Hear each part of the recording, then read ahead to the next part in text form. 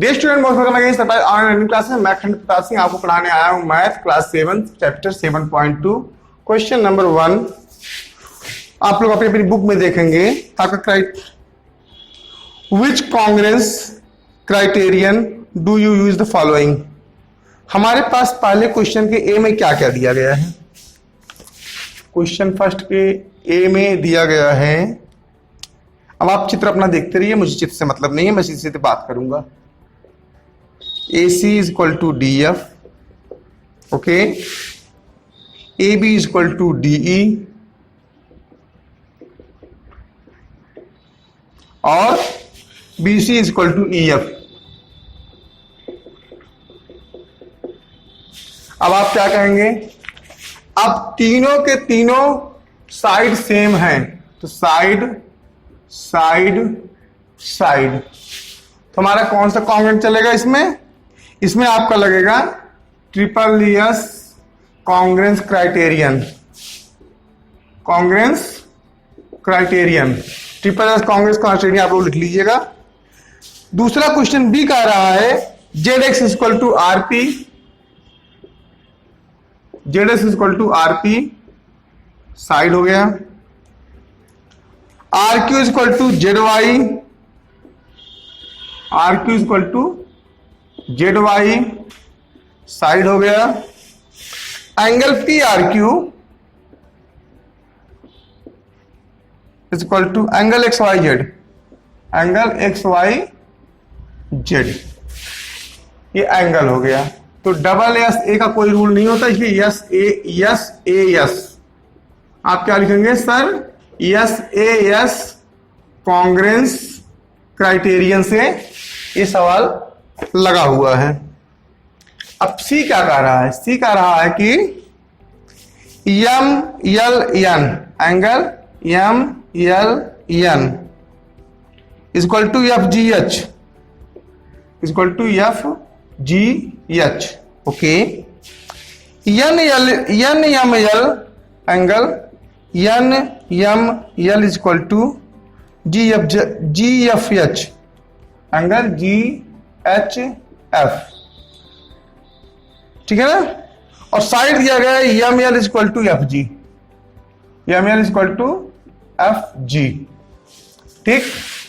ये क्या हो गया, एंगल एंगल साइड, क्या हो गया आपका एंगल एंगल साइड। तो अब आपका एंगल एंगल साइड हो गया है, तो आप अच्छी तरह से पहचान सकते हैं इन सबको, ये कौन लोग हैं, ये कहां से आते हैं। तो आप इसमें कौन सा रूल लगाएंगे, आप लिखेंगे M L N equal to क्या, ये तीनों हो गए। अब इसमें आपका क्या क्या इक्वल हुआ, तो आप कहेंगे सर ये आपका चूंकि डबल ट्रिपल साइड हो सकता है, ट्रिपल एंगल हो सकता है, यस यस ए नहीं बल्कि यस ए यस, ए यस नहीं, ए यस ए कॉन्ग्रेंट क्या क्राइटेरियन, ठीक है। इससे आपका क्वेश्चन नंबर सी प्रूफ हो जाता है। क्वेश्चन नंबर डी कह रहा है कि given E B is equal to D B, D है, क्या कह रहा है, क्या कह रहा है D, E B is equal to D B,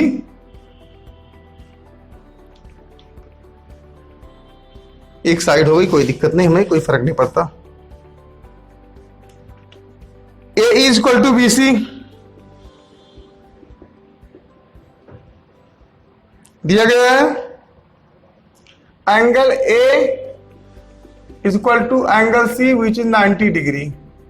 अब जैसे ही 90 डिग्री की बात आती है, आपका एक एंगल 90 डिग्री हो ही गया है। अभी पिछले चैप्टर में हमने इसके बारे में बहुत विस्तार से पढ़ा था। तो अगर इस तरह की कोई कंडीशन पैदा होती है, इस तरह की अगर कोई भी कंडीशन आपके सामने पैदा होती है, तो आप सबसे पहले श्योर हो जाइए कि आपसे कहना क्या चाहता है। ये सीधे सीधे आपका कहना चाहता है कि इस पर एक ही रूल लागू होगा, which is that rule, by R H S, R H S, जिसमें आपका है आर पर राइट, ओके। 90 डिग्री है, इसलिए सीधे आर एच एस के कांग्रेंस से प्रॉपर्टीज, इसमें क्या लगेगा, R H S Congress property. इसमें क्या लगा था, ट्रिपल एस कांग्रेस प्रॉपर्टी, इसमें एस एस कांग्रेस प्रॉपर्टी, इसमें ए एस ए कांग्रेस प्रॉपर्टी और इसमें R H S Congress property लगी हुई है। इस तरह आपका क्वेश्चन 1 पूरी तरह से सॉल्व हो चुका है। आप इसको अच्छे समझ लीजिए। हाँ, कोई दिक्कत हो तो कमेंट बॉक्स में लिखने की जगह है, आप भेज देंगे तो आपके पास उसका आंसर भी बेल सोल्यूशन के साथ भेजा जाएगा। ठीक है ना। अब हम चलते क्वेश्चन नंबर 2 पे। If you have to use triple S criterion then you need to show क्या। चलिए देखते हैं दूसरे का ए। पहले हम बना लेते हैं इनको जिनके बल पे हमको जवाब देना है। 80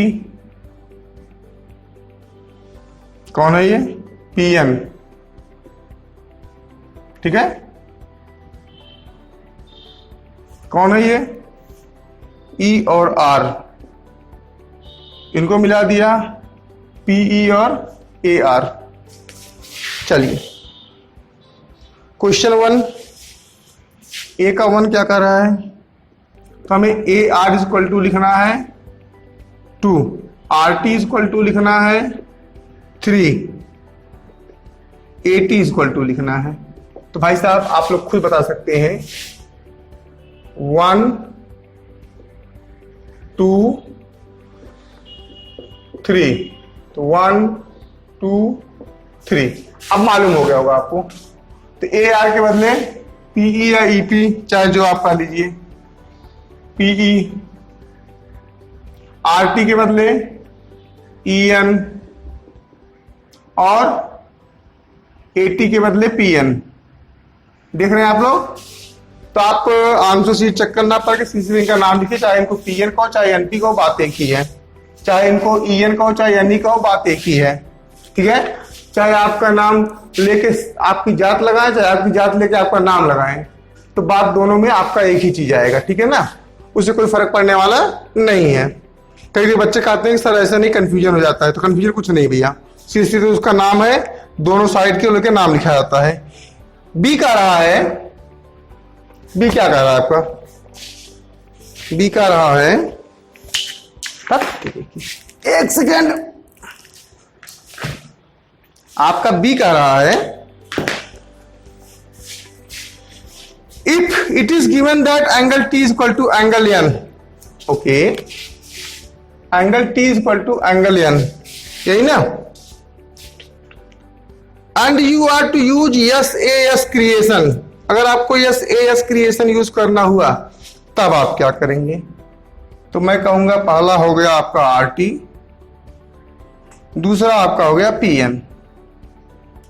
आर टी कहां भैया, आर टी तो E N, R T E N, sorry R T E N, और पी एन कहां भैया, पी एन मतलब ए टी, पी एन मतलब ए टी, कोई दिक्कत नहीं।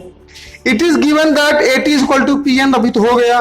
And you are to use A S A, कौन सा क्रिएशन आपको यूज करना है, A S A creation use करना है। कौन सा, ए एस ए क्रिएशन आपको यूज करना है क्वेश्चन नंबर 2 के सी में।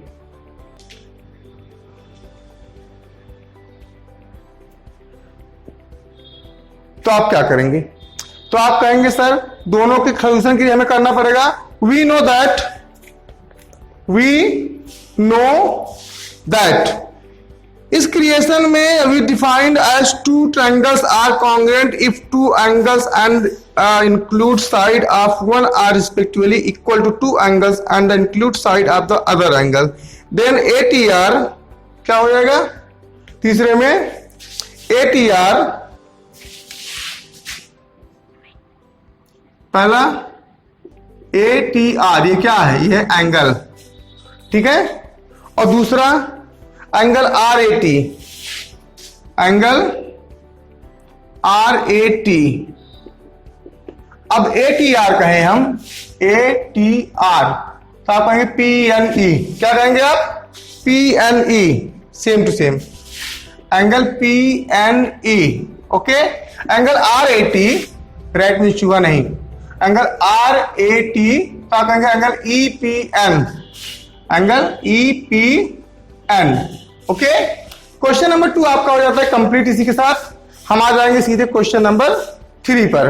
क्वेश्चन नंबर 3 कह रहा है you have to show that AMP equal to AMQ। मिटा दे, AMP इक्वल टू AMQ हमको दिखाना है। कुछ चीजें दी गई हैं, कुछ चीज हमको दे जाना है। जैसे एक कॉमन लाइन है AM, कौन है AM, तो ये ऑटोमेटिक कॉमन हो गया, इसमें कुछ सोचना ही नहीं है। दूसरा हो गया आपका MP MQ, इसको कहते हैं PA, इसको कहते हैं QA। क्या क्या दिया गया है, AM कॉमन है, ठीक है, AM क्या है, कॉमन है, पहले आप लोग देख लीजिए। दूसरा क्या दिया गया है, दूसरा दिया गया है PM जो है इक्वल टू QM है। क्या है, QM है, इसे इशारा किए हैं, देखो दिए हैं ये ऑलरेडी, इसका मतलब दिया गया है।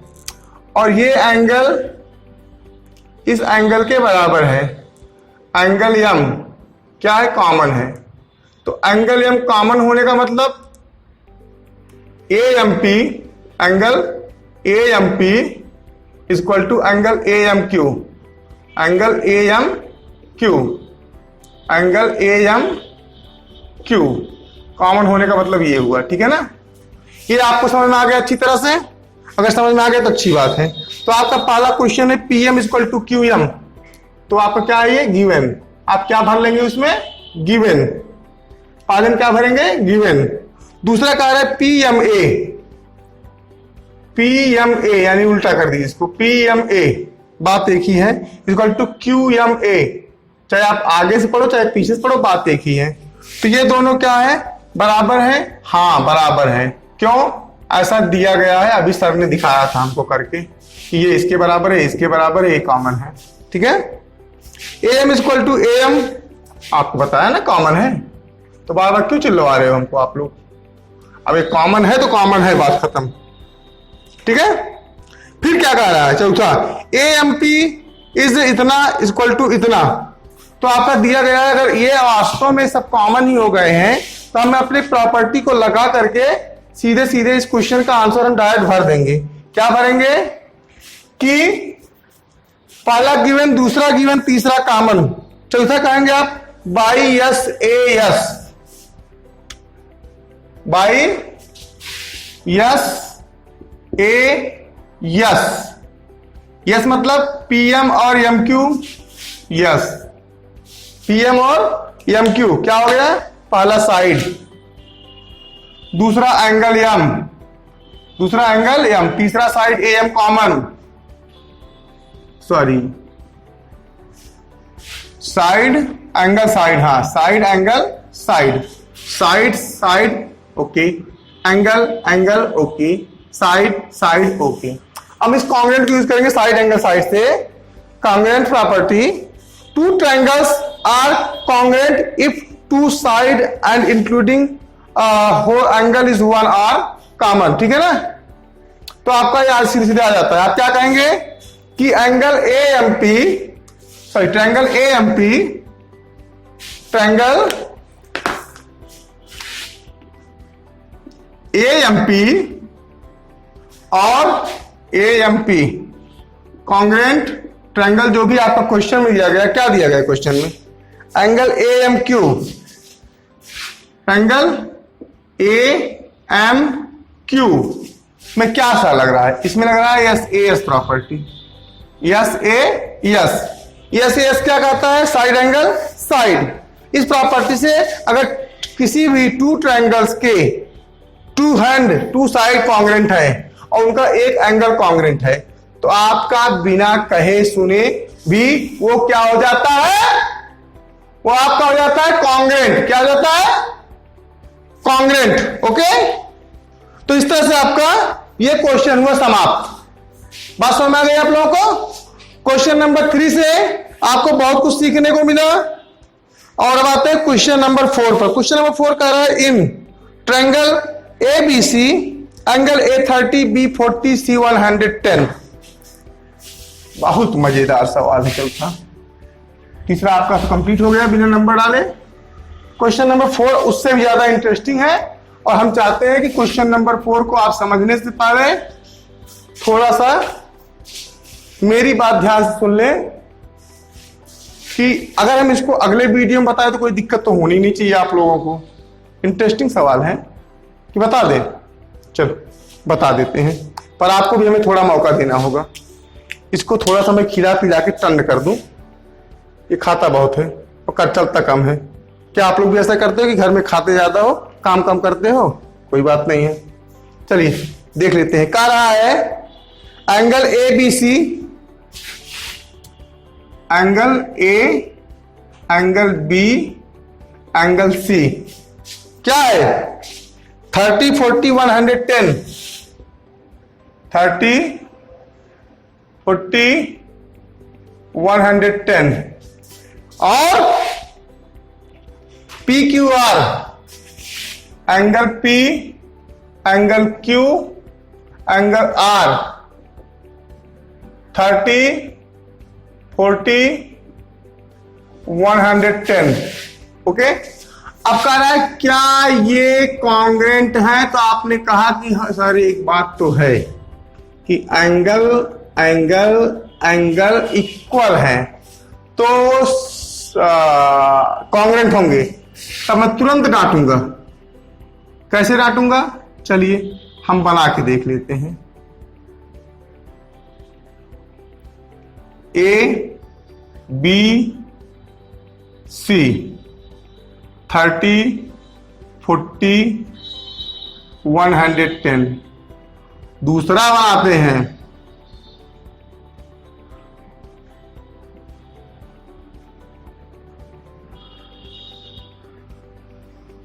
थर्टी, 40, 110। तो भाई साहब मुझे ये बता दीजिए जरा, क्या जितना बड़ा ये है उतना ही बड़ा ये है? नहीं, दोनों में बहुत अंतर है। एक बहुत छोटा है और एक बहुत बड़ा है। तो ऐसे में आप क्या कहेंगे? ऐसे में आप हमसे एक ही बात कहेंगे कि सर जो है एंगल सेम होने से ट्रायंगल कॉन्ग्रेंट नहीं होते हैं, उनके लिए कम से कम साइड का भी सेम होना जरूरी है। इसलिए ये रूल पे कोई भी कॉन्ग्रेंट प्रॉपर्टी नहीं बनी है। एंगल एंगल एंगल हाँ बन सकती है अगर दोनों सामने दिए गए हो, दोनों की समानताएं हो, लेकिन इससे प्रतिबंध होता है। ये बड़ा भी हो सकता है और इससे छोटा भी हो सकता है। हो सकता है ये बड़ा हो, ये छोटा हो, ये छोटा हो, ये बड़ा हो, कुछ भी हो सकता है। ठीक है ना? तो इसलिए ये क्या है, ये किसी भी कीमत पे इक्वेशन में नहीं आते हैं। आई होप कि आपको इस वीडियो में तो बहुत मजा आया होगा। अगर सचमुच मजा आया होगा तो एक बार जोर से बोल दीजिए भारत माता की जय। Keep watching, keep learning. जय हिंद, जय भारत। थैंक्स।